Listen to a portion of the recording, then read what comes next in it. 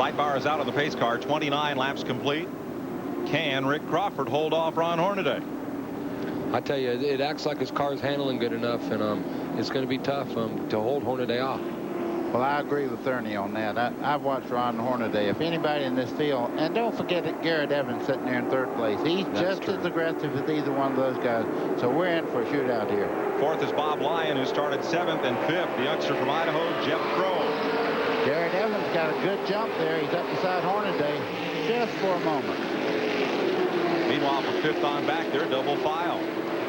Bobby Lyons is running very well there in 4th. It looks like he's ready to make a move, try to get by Garrett Evans. Dirk Stevens is right there, too. So there's a whole bunch of them right now that could win this race still. Danny Crafton in 46, Brett Bell in 56, Roy Testa in the 7 battle there. Riding with Brett Bell. Okay, they're going down into turn 1. You can see the glare you have on the dash and all. Going right through here, you can't see all that good, and then it gets dark right along in here. So the visibility is pretty bad getting into turn 1 already. For the lead, Hornaday shoots past Crawford on the inside, and here comes Garrett Evans up high. Crawford definitely did something wrong there. He's either lost some power or having tire problems with something, because he dropped off the pace and moved to the inside of the racetrack. Crawford had a good chance to win it, and now fades toward the back of the field. From the looks of that car, it looks like he's got definitely a cylinder gone in the car, because he can't go down the straightaways either. Nope, no power coming out of turn 2. It looks like he may coast to the garage this time. It leaves Hornaday with a 3-car length lead over Garrett Evans.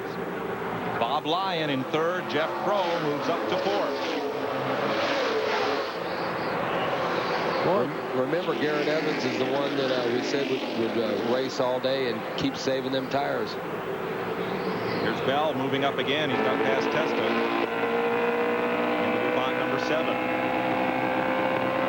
What happened to Rick Crawford, Glenn?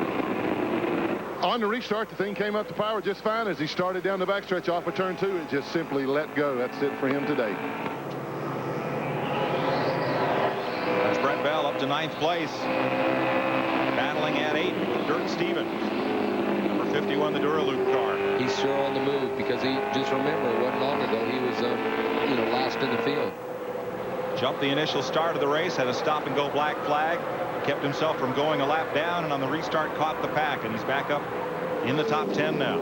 That's why we put our camera in there. We knew this guy was going to run like this way back here. Defending champion always runs well normally, and he was very lucky to get back in a position to race as hard as he is right now. Moving up on the 0, that's Toby Porter out of Greenville, South Carolina, the Grease Lightning holds. There's Porter, left edge of your screen. Bell.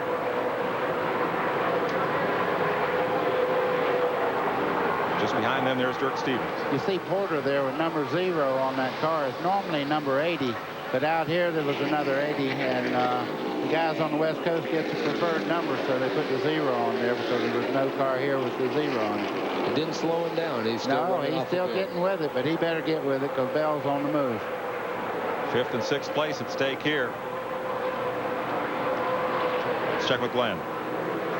Well, guys, the guy that's the crew chief for Brett Bell is the face familiar to us, Dennis Adcock, formerly with the Busch teams of Jeff Gordon and Steve Grissom. And Dennis, a little bad luck early on there with the penalty, but things have turned your way now. Yeah, Brett's driving a great race. He used his head, calmed him down, and now he's just going to the front. We got a great race car and a great driver. Well, you telling me a little earlier today that you guys have got some big plans for this year. Yeah, we're going to run full-time ASA schedule, run for the Rookie of the Year. Well, we're going to run for the championship, but we will be in a hunt for the Rookie of the Year deal also. I imagine they will. We'll see a lot of Brett Bell in the ASA races on TNN. They're going to race out of Jeff Gordon's old shop in Pittsboro, Indiana. As the 0 car goes to pit lane, Toby Porter. There's Bell all by himself. Porter was posted for jumping the restart, as was Roy Testa and the 46, Danny Crafton. So stop and go penalty knocks Porter out of the top 5. They must not have a pit road speed either here, because he was sure flying down pit road. So either he's going to get stopped again or they don't have a pit road speed. Ernie, I got to talk to you about telling on these guys about pit road speed. NASCAR officials are having a conversation right now with Porter's crew, and they're getting the pit board sign back out. Here comes Ron Hornaday. We've seen some great action between Garrett Evans and Ron Hornaday going at it many times at Tucson over the winter heat races that we had there. 10 laps to go. Bob Lyon in third and Jeff Crow in fourth. Remember Lance Hooper, who had the problem that got posted. Also, he was started on the outside pole and was involved in the first caution flag with a spin at turn 2. He's back up into the top 10 after starting the outside pole. But it is Hornaday in the Ultra Wheels Fluid Eye number 97 and Garrett Evans, the Yakima Insulation number 64. You know, this is what Ernie talked about. Garrett Evans sat there, did not race anybody, stayed in that little vacuum there in between the two race cars. Now he's making the move with 10 to go. And there's Toby Porter with his second stop and go. Back out on the speedway. He has now lost a lap. Roy Testa also getting the stop and go for jumping that last restart. NASCAR must be listening to us or something.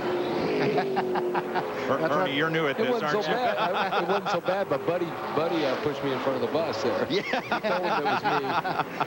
Here's Garrett Evans now. He has really turned up the wick on this car. He's moving in on Hornaday. Gets a little high there. Don't get excited about the fire you've seen under the bottom there. That was out of the exhaust underneath the car. Jeff Crow is doing a terrific job for never having been on a racetrack this size. He's the 4th place car. I tell you, it's been a long time since I actually came to a racetrack that was bigger than I've ever been on, and it's definitely a unique thing, and you know it's a hard feeling, and knowing that you got to push the pedal down for a long time. Good battling all the way back through the top 10 here.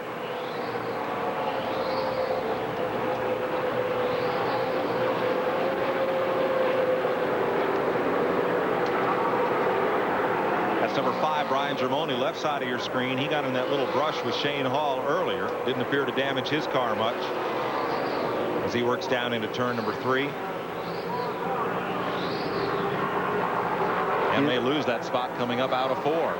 Ernie, these cars look like you really get sideways coming up out of the corner. I was noticing just then the 16 car was really sideways. You see him right here when he picks up the throttle. He gets a little bit squirrely and has to roll out of it and fall back in behind Germoni. I think a lot of that is the tires are just starting to go away.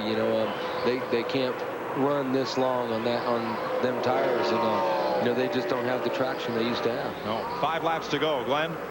Well, we reported a few laps ago that Rick Crawford had retired with engine problems, but man, they sure knew you were here. I guarantee you, we come to race this weekend, Port City, and my guys at home really prepared the car for me. We ain't touched it all weekend, and unfortunately, we got out front. We were leading the race, pulling away a little bit from Ron there because the caution helped us, and the rear linkage broke on the carburetor, and we were only running on 2 barrels, and just like cutting the horsepower in half. So just wasn't our day, but we was here to win, and I'm glad to put on a show for all the fans. Well, he certainly did that. Rick Crawford always puts on a show, runs well here at Phoenix. Better luck next time. 4 laps to go.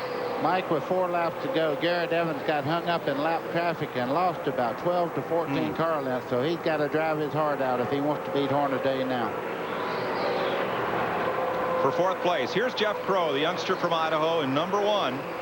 And Brett Bell. Well, if I had to guess right now, I'd say Crow's in trouble because Brett Bell is definitely handling better. He's getting in the corner. You see him picking up the throttle up off the corner. He comes up beside of him coming off the corner. He'll make his pass pretty easy, I think. There's a lot more experience on this type of racetrack. Crow had never seen it. But, Jeff Crow is going to run for Rookie of the Year this season. I don't know. This tour. Crow said, I don't know I'm going to let you go that easy. He made him work for it. They were 3 wide. They were 3 wide going into turn 4. Or into turn 3. Getting around Ernie Cope's car. 2 laps to go. Brett Bell, defending champion of this race, makes the pass for 4th place. Here's your leader. In the Ultra Wheels, wide roll to maps fluid eye, number 97, Ron Hornaday. If I was running second behind Ron Hornaday, I can't imagine anybody I would want less in front of me than Ron Hornaday with 2 or 3 laps to go. He White makes flag. very few mistakes. The guy I want to go to Vegas with is Bob Molnar, the guy that runs wide world of maps here in Phoenix. He has sponsored the car that won this race in 89, 90, 91, 92, 94. He was on Brett Bell's car. He had the pole winner in 93, and in half a lap, he'll be going to victory lane because he's on the hood of Hornaday's car. Mike, as well. I'd run his ad for free then. That's a good idea. He's kind of the J.W. Hunt of the West Coast set. Checkered flag, Ron Hornaday, who will not run this tour full time in 1995, becomes its first point leader by winning at Phoenix today. Brian Germoni getting edged by Lance Hooper at the line for position, as Hornaday and Rick Crawford traded the lead back and forth. That brand new Monte Carlo bodied car will take Hornaday and new car owners Gary and Nancy Johnson to victory lane. Welcome back to Phoenix International Raceway, where Ron Hornaday has outdueled Garrett Evans and the rest of this field to win the Southwest Tour portion of the Copper World Classic. Garrett Evans, Bob Lyon, Brett Bell, and Jeff Crow, the top 5. Glenn Jarrett's in victory lane. And certainly no stranger to victory lane, Ron Hornaday. What a way to reward new car owners with a victory. That car was awesome. It was all day. I think Crawford had something for me. He was really good through turn 2 right there. But I just got to thank everybody. Goodyear's, I mean, I was a little loose all day, and I thought I was going to burn the tires off. They came out with a great tire all day. You know, Fluidine, Dun & Bush, Wide World of Maps, everybody come aboard. It's just been great. I just got to thank everybody. TNN again. Del Teresa, we got one more to do. We can do it in the truck. So I'll see you in victory lane there, too. I don't know how many more hats he's got. Have you ever stopped to think that maybe, just maybe, 1995 is going to be your year? I sure hope so. I know the guys worked real hard at it. Dale's crew, we got Richard, Doug Richards, everybody there.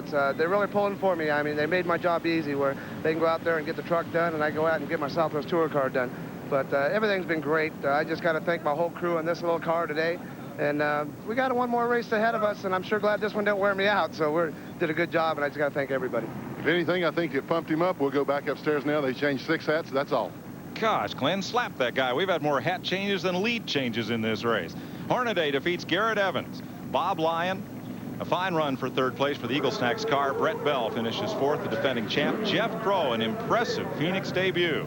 Dirk Stevens in 6th, Mark Meach, Lance Hooper, Brian Germoni, and Jason Fensler. What's coming up, Kenny?